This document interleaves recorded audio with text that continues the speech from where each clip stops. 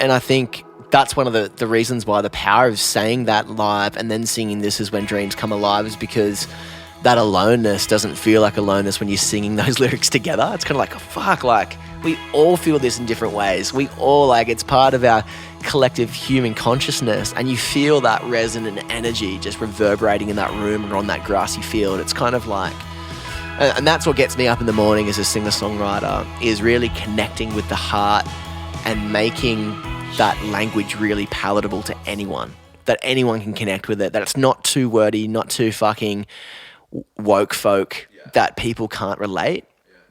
You know, can you make it pretty but still make it completely palatable?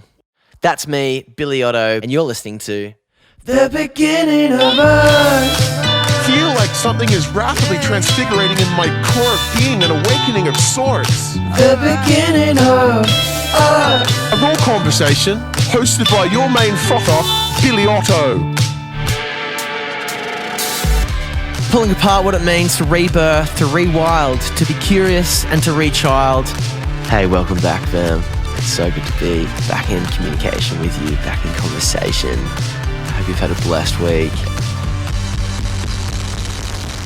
It's been a beautiful time just reflecting on some of the responses from the last episode that we had with Benny Gordon from Parkway Drive. Just a couple of little messages that I received. This is Jake from the Central Coast. What an incredible listen.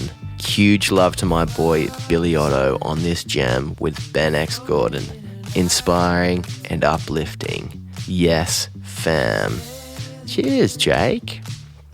This is Mac from Maroubra. Says, your positive energy is radiating to the world around you, bro. You're a good soul. Ben from Newcastle said, hey, it's so good to see young men like yourself talking about real things, mental health, spirituality, breakthrough, and all-round realness. Means a lot. Keep doing what you do, Billy boy. I'm just learning so much for this podcast, this whole dance between exploration and expression, the back and forth, the things that I'm able to name within myself, insecurity, new discovery, reflection, observation, human connection, immersion in nature, all these things that are really interesting to me. And to have so much support and to have the listings going up is just mind-blowing to me, ground-shattering. This week's a little bit different. It's been a whole 5 years since I started writing BØRN EP, my sophomore record. And for many of you that listen to my music, this was the album that really broke me through to a different level of influence and a new platform, and it helped me to travel a lot around the world. And I wanted to honor that time that I spent in building that record, the people involved, the stories that produced that art, and the artistic language that I developed through this album was amazing for me as a human. Enough chin wagging. This episode is the first half of a conversation that I had with musician Jarrah concerning the BØRN EP that I wrote mainly in Brazil, in Copenhagen, and in America, namely Chicago. So it's pretty exciting. I think that writing an album or an EP is just stellar in the way that you can communicate all your thoughts and experiences in a whole body of work. And so if you haven't listened to BØRN EP, get on it. It's on my Spotify. It's my proudest body of work up to date, and I am writing a new album right now, producing it. It's all exciting, but we cannot move forward unless we reflect backwards. So yeah, this is the first half, part one, Billy Otto's reflection on BØRN EP. Remember to listen to Jarrah's music. It's incredible. The Spotify link is in the show notes. And yeah, fam, there's a language warning on this one. So yeah, maybe it's not a suitable episode for your children. Heaps of love. Namaste. Kelowarga. The beginning of us. All right. I'm going to do a little intro for you because I know you enjoy embarrassing people in front of them or making people feel very loved. So I'm going to do the same for you. So I'm going to start off with, my name is Jarrah, and I'm truly honoured to have the opportunity to dive deep into discussions with the man himself, Billy Otto. Billy is the prince of enthusiasm, a vast vessel of knowledge, an ageless soul, and the curator of all things social. Creativity and consciousness dance delicately through Billy's existence, and he is a ray of light that shines on lives all over the globe. The only thing this chorus craftsman loves more than creating sonic bliss is adding an unnecessary but delicious amount of condiments to every single meal. My great mate, Billy Otto, welcome to your podcast. Yeah, the crowd roars. You! Massive moments. Thanks, Jarrah. Jarrah Ferris-Smith. Thank you for holding space for me No worries. about my own art, my own craft, my own body of work. I'm excited to dive into it. It's going to be cool. Where are you living now? In Suffolk Park, up here in the Byron area. Yeah. Followed Billy up here after he moved from Maroubra. I couldn't handle being without him, so cruised on up and been writing some tunes and recording a few things and some exciting And stuff. you live on in the a way. bus? I do live in a bus. That is true. Self-converted bus and just hanging out, living the dream. Dude, that's so cool. Yeah, man, it's been really cool creating some music together, and you're a great writer. Thank you. And it's been really special for me as a writer, being able to kind of vomit out my heart and parts of my artistry, and you're just seeing holes in it and just seeing greater potential for it to have more flow. And I think it's helped give some clarity to how I write. I think it's a really nice collaboration because sort of you've got that hook mindset and that like the way that you come up with the music is really beautiful, and there's usually a great structure to that. And I really enjoy like floating around lyrically within sort of what you've created. I think it's a really cool way of doing things. Yeah, and I was really excited about having you kind of take me through the BØRN EP. It's been nearly 5 years. Yeah, it's been 5 years since I started writing this body of work, and I think your understanding of musicology, music history, the greats, from the Beatles to Floyd to now, everything in between. Yeah, you're really well versed, and you really draw from a lot of that wealth of musical ancestry. Yeah, there's like the thing about music is that everything basically comes back to the same origins, you know what I mean? And it builds out, like folk music is punk music, you know, is a combination because they're both protests, you know, things like that where there's lineages that connect everything.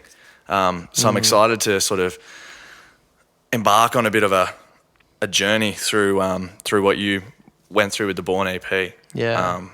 And I'm excited to sort of hear where those influences came from, and also what I really want to find out is what changes you were going through in your life during that period, or what you were learning about yourself that got put into this EP. Dude, excited. And fam out there, if you haven't heard Jarrah's music, it's incredible, really great folk music. I've been producing the last couple of singles. Some of the stuff hasn't been released yet, and super pumped about that. We're calling in from Bundjalung country, my treehouse just behind Lennox Head, and we're on this beautiful mezzanine, in this mezzanine space, beautiful white floor, sun's piping through, and we've just been surfing some really great waves, me and some of my girlfriends. But yeah, man, let's kick in. It's a beautiful space. Let's do it. Yeah. Check Instagram for this, for an upload of where we are right now, because it is pretty special. Yeah, glorious. Yeah, so hit me up, mate. All right. So the way I'd like to sort of go through it with you is we'll listen to a bit of the songs and then sort of deconstruct them. Yeah, for sure. And let's start from the top. We'll go in chronological order. And Eyes Like Fire.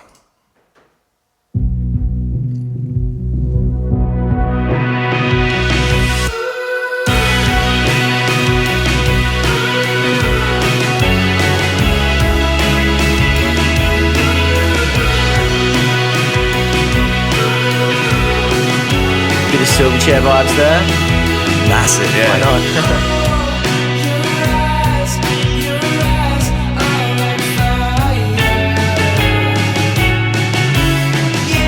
It's a big start. Yeah. It's big.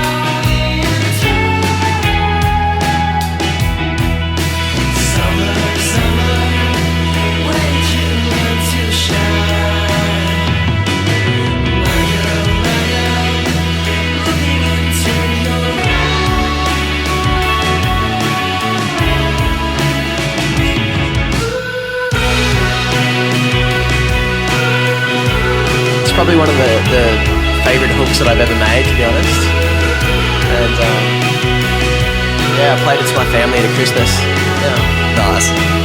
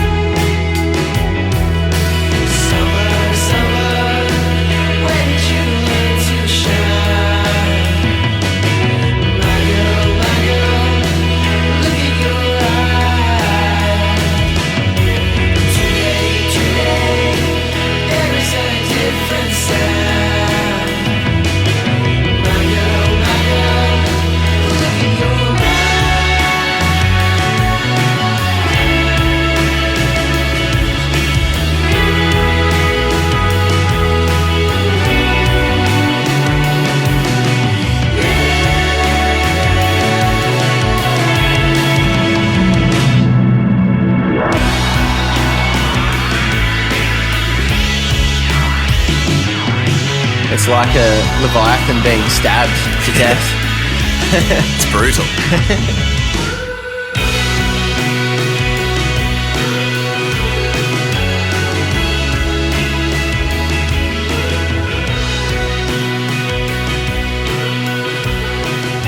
Yeah.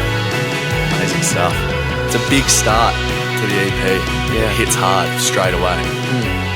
Can you tell me a little bit about where this song came from? Yeah, it was in 2015 that I was traveling the world as a singer-songwriter for the first time, like a really big trip, like 12 months. Like I spent, like I was in the Caribbean for a bit. I spent a lot of time in Brazil, a lot of time in Sweden and Denmark. Yeah, I made some music videos in Iceland. It was a really bizarre time, based myself in San Diego. But I was in this incredible river flow of inspiration. I was single and I just kind of felt like really called to make music and to play music. And I had this album that I was touring, my album before Floating Now. And for the first time in my life was just selling a lot of merch and properly building like the Billy Otto brand. I was 26 and just feeling really fresh and finding myself on stage, feeling really comfortable for the first time. And it was actually when I was on my first tour in Brazil that I was playing in a place probably like 2 hours out of Sao Paulo. And I found myself playing at this venue, and the venue had this really massive bathroom, like this cavernous, palatial kind of bathroom, and it had incredible acoustics. You know what it's like? You walk into a big bathroom and you're like, beautiful. Wow, just that resonance, that reverb, just naturally you're in this space realm. Mm-hmm. And I just found myself getting ready, like doing some vocal warm-ups, but my bathroom was shared with the public, and I was just like, oh, oh, oh. And I was like fully out of tune. I was just like whimpering these yelping, hooky things, and it was just coming out of me. And then I was just like, oh, it kind of works. So it's just like, ah, ah, ah. And I was just singing it over and over. Eventually, I got my iPhone out, and I was just getting a voice memo, as you do as a singer-songwriter. You just whip it out. You never know. You might lose that muse, that inspo. And so I just chucked it on my phone. I was recording. And I just remember these Brazilian dudes walking in, just trying to do a wee. And they were just looking at me. I didn't know them, but their look was like, oh, Billyzinho, estranho, like, little Billy, so weird. What are you doing over there? Like, I think they were like, who is this guy recording himself in a bathroom? Yeah. But that something became, to see every day. Yeah, it became like the hook, kind of bedrock for the track. Awesome. I kind of buried the song for a bit, and then later that year, I played it in front of my family at Christmas, just all the young generation, all my siblings and cousins and stuff, and my siblings couldn't believe that I wrote it. And when they get excited about a track, I get pretty excited because we've written a lot of music together, and they know how to write really well. But it was actually the January after Christmas that I went into the studio with Luke O'Day and with Dom Bortzowski from Gang of Youths, and we just started mapping out, and Dommy played some incredible drums. We're in this really nice Newcastle studio called Impromptu, and we just made this thing work. Luke O'Day, who's one of my best mates, who's Nashville based, he's just like such a sonic wizard. And he was definitely the guy that said to me, Billy, you're a folk artist right now. You've come from a very Christian background. If you want to go into psych, dream pop music, we can do it. But if we're going to cross that Rubicon, I need you to commit with me. Yeah. If we're going to go there, we have to go all the way there. It's one of those things, Billy, where you can't just sit halfway. You've got to be convicted and commit to it. Otherwise, the listeners are going to feel that. And so we just kind of went all the way. Like somewhere between like Old Tame Impala and Silverchair is where we kind of sat this. Like the Diorama album, being a Novocastrian, a native of Newcastle, like I was really inspired by that album from a young age. And yeah, so a lot of my friends in Newcastle heard the song that were just like, all these Daniel Johns hooks. And I was just like, that was a massive accolade for me.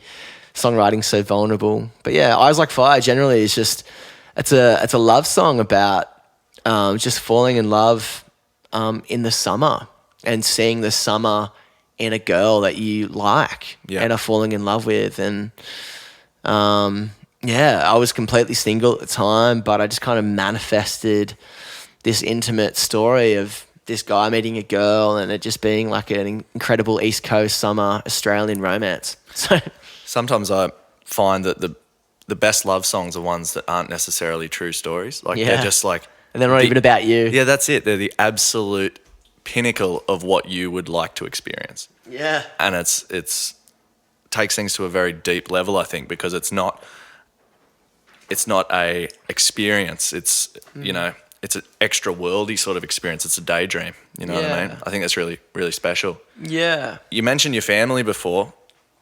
Give me a rundown just quickly, if that's possible. I know you've got a big family, but run me through your childhood.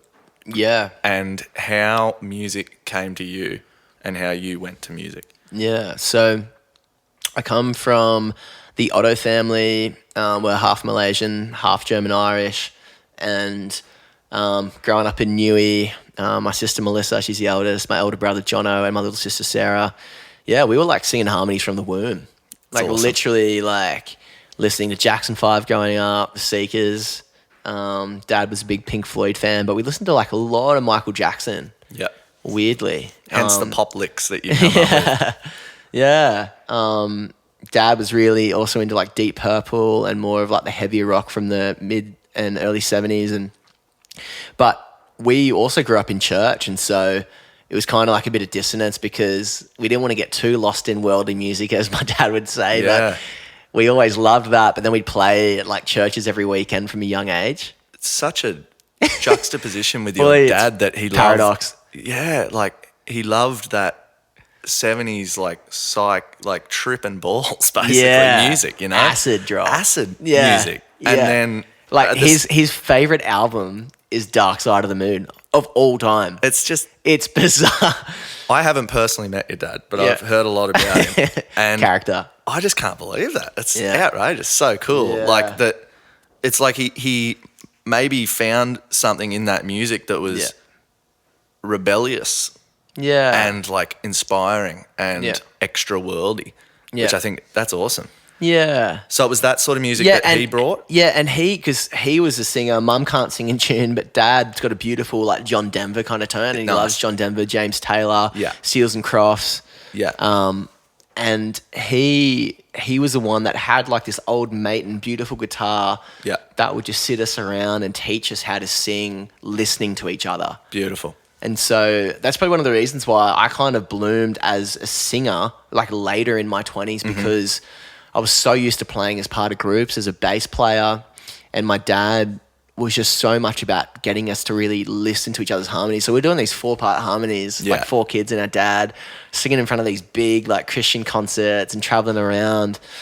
And so it was really special, man. Like I think growing up around a whole cluster of little half Asians that all like were so nourished by music and so nourished in music, as far as like we all shared instruments, we all like went to saxophone lessons, piano lessons, and learnt classical music, played drums, played everything. Because you're like sharing bunks and you're sharing instruments. Yeah. It's like goes hand in hand in big families where your mum doesn't work. And so Yeah. we didn't go overseas, but we had instruments and we went on camping trips. And so, Awesome. yeah, around the campfire, we'd whip out guitars and just play hymns, and we'd play some folk music. It was just, the most nostalgic times. It's beautiful. And I think it's a credit to that upbringing that has led most of your family to be involved in music in some capacity. Yeah, for sure, for sure. It's awesome. Yeah, like I feel so honoured that all my siblings are like phenomenal songwriters. Yeah. And it took my brother to kind of leave the family band. He joined a punk band called the Ones with Tadpoles, like full pop punk, kind of Awesome. like the Ataris, kind of like from first to last kind of vibes. And then I was so influenced by my brother. I joined a punk band, got signed quite young, then joined another punk band. And yeah, we kind of went through that beautiful like rebellion and questioning the system and everything. But yeah, I think now as a solo artist and playing with my Billy Otto band, like I attribute so much to how I grew up. Amidst all the weird church stuff, like I cherished the memories of like my family just being so invested in me and my siblings growing in music and building our own artistic language. Yeah. I think church and church music is the cornerstone of modern music. I was watching the Elvis documentary called The Searcher the other day, and like he was gospel, like that's where rock and roll came from for him, and where a lot of the time people can be a little bit critical of the religious side of church going or can have their opinion on that, but no one can deny the musical brilliance that has come out of different religious sects over the years. It's Rhythm and blues from the South. Oh, it's just listen it's to Dylan. ingrained. It's church music. 100%. Yeah. So I want to go on to the next song. Yeah, I was just gonna say about because it was kind of bizarre. Like one of the first humans that I shared the song with in its entirety. Like I had like a non-mixed cut of the song with real drums and everything, and I showed Chrissy. So Right. I 4 weeks later I met my partner at the time. So we're not together anymore, but like it was super bizarre because everything that I'd been singing about in this song was kind of manifested in her. Full 'Cause she's got crazy manifestation. eyes Yeah. and like this California girl. And so, yeah, like I showed her this song, like I picked her up. We were just mates at the time, and I was about to go launch my other side project with my sister called Janie. Janie, the yeah. band, and we were doing our launch party. It was sold out, good times, and I picked her up. We're driving in my family's van just before I moved to America. I'm like, listen to my song. I was just so keen just to share it. And she was like the first person I ever shared it with, and I always felt like Eyes Like Fire was almost like a prophetic thing of how the next 4 years of my life was going to look like with this beautiful California girl. Yeah. And so I always kind of shared that she was the incarnation of the track. Yeah. You might hear throughout the song, there's just this metering. Like for some reason, like when I was making this track, Lukey kind of like chopped it up, and so it goes summer, where did you learn to bam bam? There's like a 7/8 bar there. So anyone who's not like into musicology, I'm sorry, but throughout this song, it's actually really hard to play live. Yeah. Because you have to count the chorus so well, otherwise you fuck it up. You need a really good drummer. Yeah, you can get Yeah.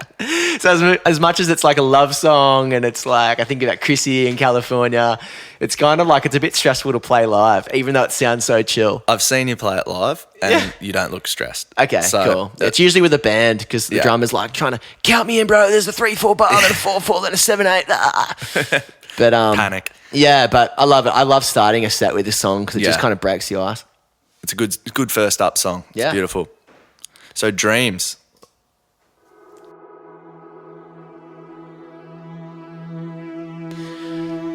Mate, the synths. Oh,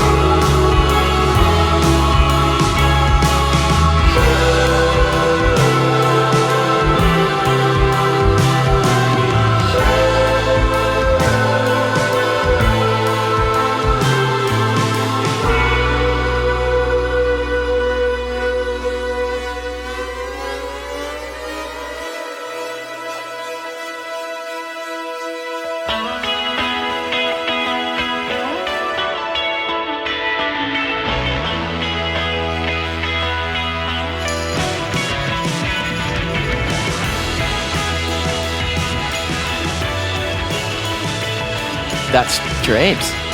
Amazing stuff. I just want to say, like, with both Dreams and Eyes Like Fire, like I showed both these tracks to a dear friend, Chris Collins. So he's produces Skeggs, he used to be part of Tiger Town, Right. Ruby Fields, but he was the guy when I showed these tracks to that I went down to just get some vocal ideas from him, a bit of coaching, and he just got me in his little vocal booth down at the time south of Sydney. And he was just like, bro, you just got to be confident in singing. Like, you just got to feel it. Just give your heart to it. He was the one that told me years before that I should sing more. Yeah. Oh, And okay, right. and so it's just like both these tracks had a bit of a touch of the Chris Collins inspiration. But yeah, Dreams. Dude, thanks for like dancing at the end of that. No That worries. was nice, yeah. I think initially I would like to talk about the fact that there's a lot of synth in this song. It starts out that way, and then towards the end it sort of drops off, and then the synths come back in, and then it's just the mega dancey build at the end. Yeah. Was it something that you started out writing this on like an acoustic guitar and then take it to the studio and then it becomes more than that? Or is it just, or was this like written in the studio, sort of grabbing bits of synths here and there, putting them together and then rocking out over the top of that? Yeah, it was bizarre, man. Like initially, like I wrote this chorus like ages ago, man. I was at uni. It must have been 2013, 14. Right. And it came to me when I was in my shower down in my bro mansion, like Normanhurst, like a gross part of like far north Sydney. Yeah, not somewhere you really want to be. No. At the time, I thought I was living the dream. Yeah. Yeah. Just putting on weight and just trying to start a vegan cooking channel. Yeah, it didn't go very far. Yeah, but never anyway. heard of that. It's called Cooking on the Edge. Oh, right. But basically, I played this song to my brother and to my housemate Jarrah. I was just played the chorus. This is when dreams come alive. It's my time, tell me you're wrong. And they said to me, dude, just play it again. Like I felt something, just play it again. But again, it was one of those things where I just kind of sat on it for a couple of years. I didn't really know where I wanted music to go. At the time, I was doing some music with my brother, but I hadn't released anything that was just me. But I definitely felt something in this chorus, and I ended up bringing it in my consciousness when I was touring the world. I was in Sweden and Denmark, and I started jamming it out on the piano. I was just I thought it was going to become more of like a piano rock ballad. Right, okay. Boom, boom, boom. And I thought it was going to be more emotive and just more chunky and visceral. And I brought it to my friend Jacob, a songwriter in Denmark, and we co-wrote on it a little bit for a day, but it still wasn't feeling right. Like I couldn't really, like we kind of tweaked a bit of the chorus, but for some reason, like it just wasn't feeling super natural because I couldn't feel the sonic world that I wanted to create. Yeah. I didn't know if it was going to be an acoustic song or like it was going to be a rock song or a piano ballad. And it wasn't until I got back from 2015 and it was like the beginning of 2016 when I was with Luke O'Day again, and I played him the song. He loved it. And he's like, dude, again, do you want to go this way? Let's make it a dream pop song. Let's just make it big. Yeah.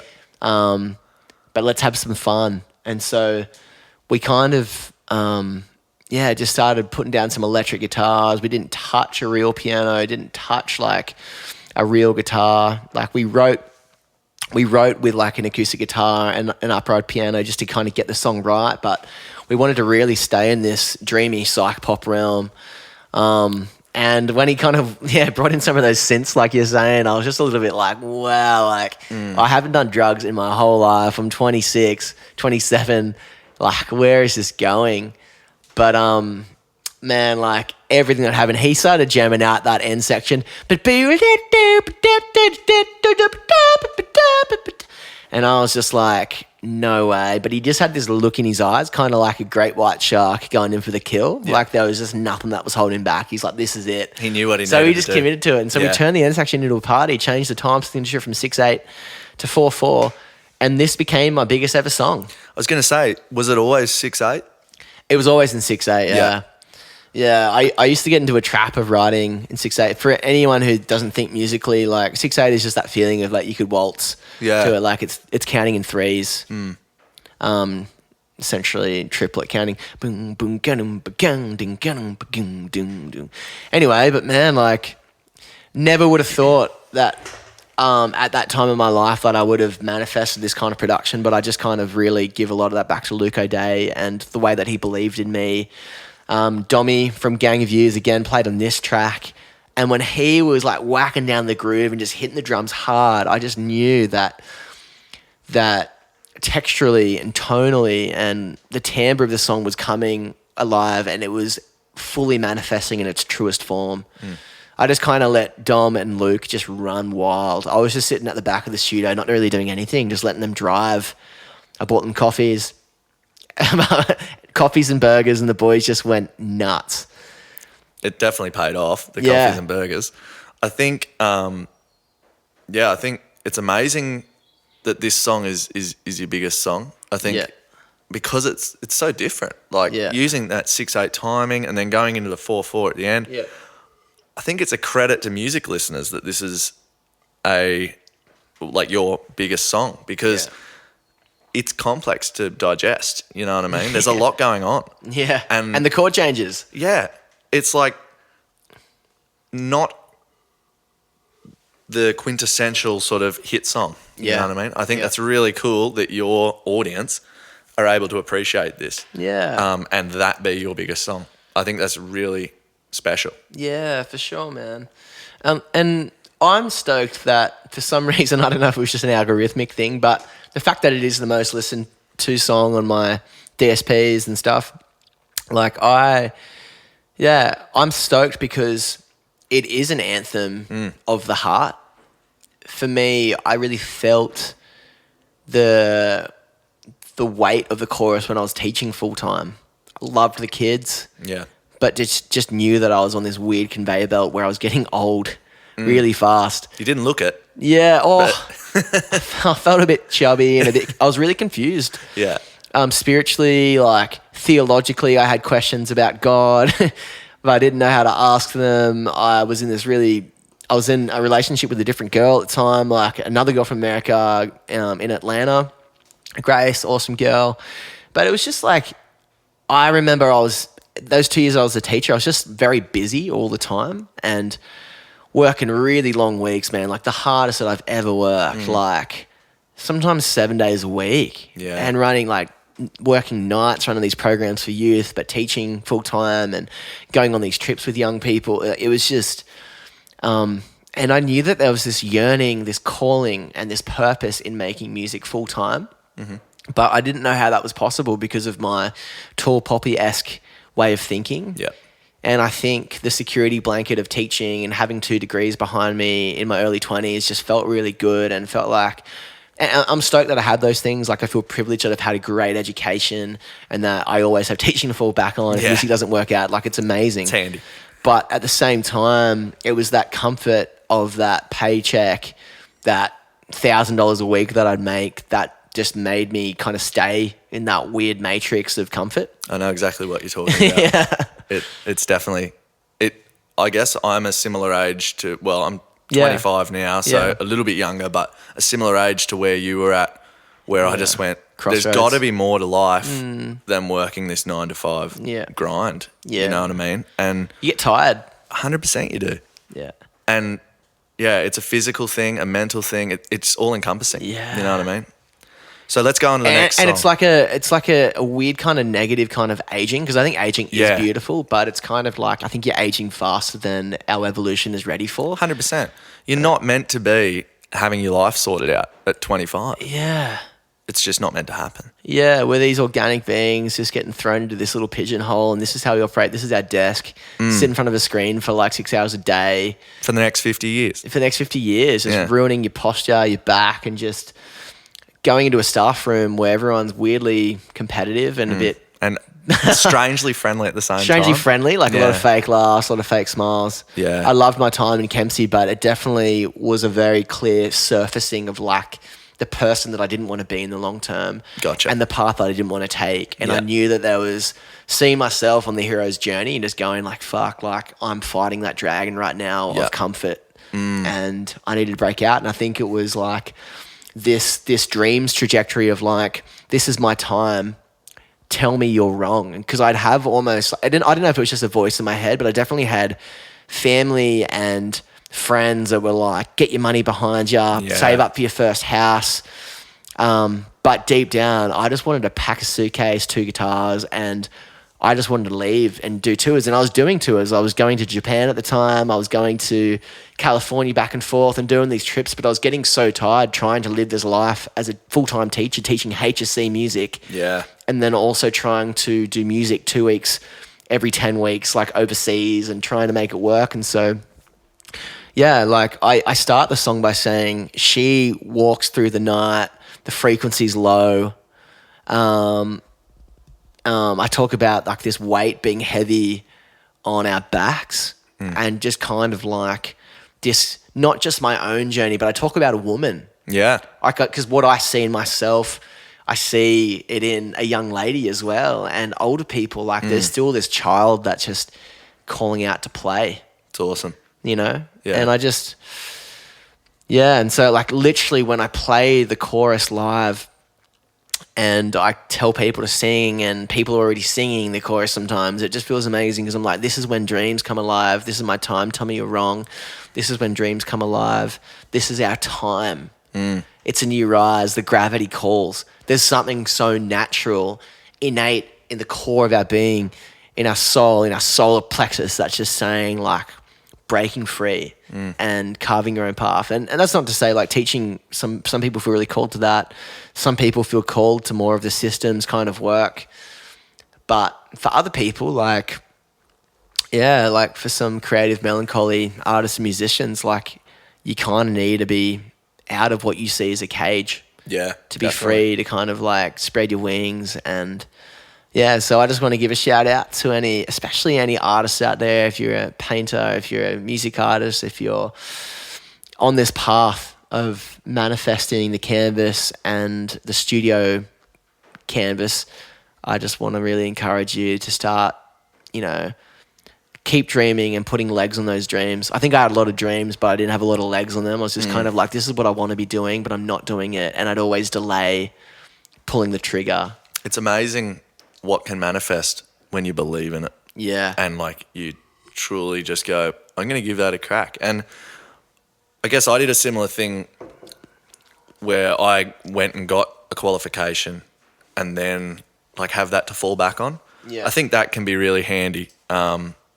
But I definitely think, I definitely think that it's important to just give it a crack first, you know what I mean? Or just, just really put yourself out there and just go hard. And you're definitely a testament to that, that's for sure. Dude, thank you, man. I don't always feel that way. I feel like I bloomed really late, but I think everything happens in its time. Yeah. And I'm beyond the way of thinking, oh man, if only I just would have like not gone to uni and just started busking in BØRN and just had that head start. But I wasn't ready for that. I think that's what's inspirational about you though, is the fact that you are older than most people if they get to this point. Yeah. But it's like, it's a credit to you for sticking it out, you know what I mean? And I think you are one of the youngest 30-odd-year-olds I've ever met because you keep yourself young. You go out there and you do things. And I guarantee you that what you think about what you do during your day is a lot more sort of around the, 20, 22, discovering yourself sort of thing. Yeah. And I think it's awesome that you are able to do that. And it's definitely an inspiration. And I know that people around you feel sort of drawn to your youthful energy. You know what I mean? It's really special to still have that. And I don't think you'll ever lose it, to be honest. I think just keep doing what you're doing. It's beautiful. It's really inspiring. Yeah, appreciate it, bro. I just received that, let it sink deeply. Like, I honestly feel now in my early 30s that I feel younger than ever. Yeah. And you can tell there's a glimmer in your eye. Oh, thanks, bro. Definitely. Like, because I think one thing that can happen as you do age, because it was Keith Richards that says, once you start aging, you want to age faster. There's a quote like that, because I think you just lose more bullshit in your life and you take yourself a bit less seriously. Like, if I have a song that flops now, like, I'll get a bit bummed out, but I kind of just giggle about it a bit more. Like, there's just, you know, like, it's bigger. And, like, I genuinely see myself as, like, jumping into the sandpit every day with my mates when I'm doing music. Yeah. And trying to shed off more of those layers of competition, because we're so programmed to think competitively. Yeah. Comparisons. Fuck, look where Ziggy Alberts is now. I found that up here. Like, there's so many people doing a very similar thing that it's so easy to go, oh, geez, I wish I was in that guy's shoes, you know? Yeah. But at the same time, if you go, what can I learn from that guy's experience? Like, how about I go and talk to him, you know? Because the truth is, you're going to bump into these people in the surf here. Yeah. It's going to happen. How good is that? And I surfed with Pat Rafter the other day. It was great, you know? It's just now like, you're a professional tennis player. yeah. Coming back to that lyric, it says, she feels alone, but I won't let go, and I want you to know. And I think that as an artist, you feel alone so much. I think it's a really lonely path to take. It is, definitely. In some perspective. It's a paradox, because you're so connected to everything, but yeah, especially when you're not in a band and you're a solo artist, it's like, it can feel a bit scary, and you feel like you are dreaming alone. There's pressure too from yourself. Yeah. But also, you can't rely on other people necessarily, like in a band. You know?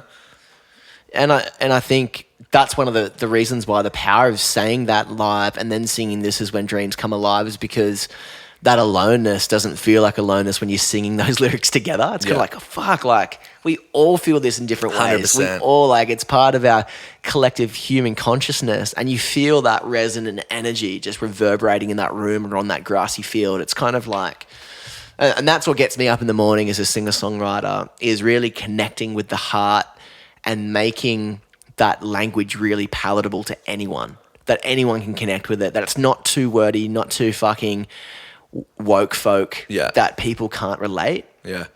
You know, can you make it pretty but still make it completely palatable? Woke folk. I think I might. I think that might be me you're talking about. I just want to say that if anyone listening to this hasn't seen Billy play live, listening to him play live is a fully immersive experience, because the emotion is always there, and like just hanging out with you and being around you, there's always an emotion that is underlying. But when you get up on stage, especially with songs like Dreams, where it has that meaning behind it that everyone can get behind, it is incredible watching you work a crowd of either 15 people, 115 people, or I reckon you could do 1 million easy, and you'd have everybody encapsulated. And I think that having a message in your songs is epic, and that's something that I really want to live up to in my music, is that, yeah, it's my music, yeah, it's your music, but it's music for everyone. Like, we're all learning things, you know, and it's like, here's a little lesson I learnt, you know, and it's important to share that way. Yeah. 100%, man. Like, yeah, and I think it's like, I think we're in an age now where there is a growing rising of artists that are making art that matters. And it's so good. So beautiful. It's part of that like 60s, 70s, like folk and punk revolution of, you know, art saying something about political leadership, about climate change, about injustice, about the divide, the growing divide between the rich and the poor. Yeah, I really hope that we can have that same impact in current society that took place in the 60s and 70s, and we don't fall into the trap of letting it all get too big and drug orientated like it did then, because I feel like they were right on the precipice of breaking through and uniting young people against the system. Yeah. And then drugs sort of took hold, and almost that all got disrespected then. Yeah. You know what I mean? Whereas I feel like we've got the opportunity to do it again now, and we've got the smarts around drugs and around substance abuse. Yeah. This could be the time, I think. And the data's there, and we've got science, and we've got like this incredible information ecology because of the internet. Yeah. And so it's kind of like, I think we have more ability to kind of just be less wobbly, like more in balance with it all. Because it's like, there's nothing innately wrong with psychedelics. No. And there's like, but it's just kind of like realizing that I feel like, especially in the music world, it was like, fuck, like psilocybin, acid, you know, MDMA, like all these things just was kind of fresh for youth culture. And we didn't really know how to kind of ground ourselves with it and to work shamanically with it. Like there was, you know, like I'm sure there was, but I think, it just kind of blew out. I think now it's been sat with for 60 years or so. You know, people understand it a bit more. I want to get back onto some songs here. Yeah. It's beautiful to listen to you talk. I could listen to it all day, and the knowledge and understanding. But let's jump into a song for a new world. This is our time. This is your time. A song for a new world. One of my favorite lyrics. Thank you. Wonderful. Okay, this is Resume. You.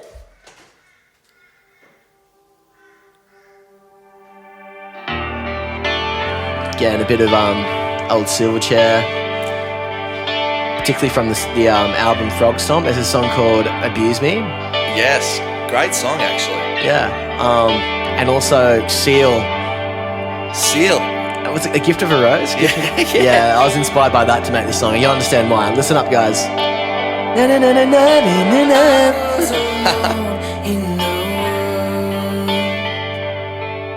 Sailing through seasons and storms. Before I knew they had dawned, a rapturous heavenly thought. It was you.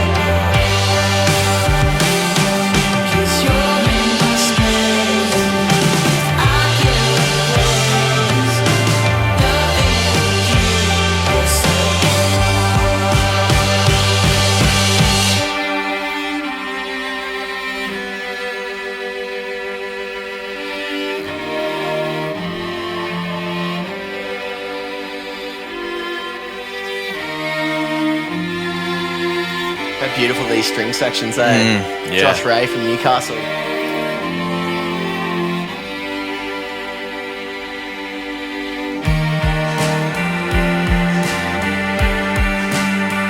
I particularly love this build, like the bass sitting up high. It's amazing with the strings in there. It's just so beautiful.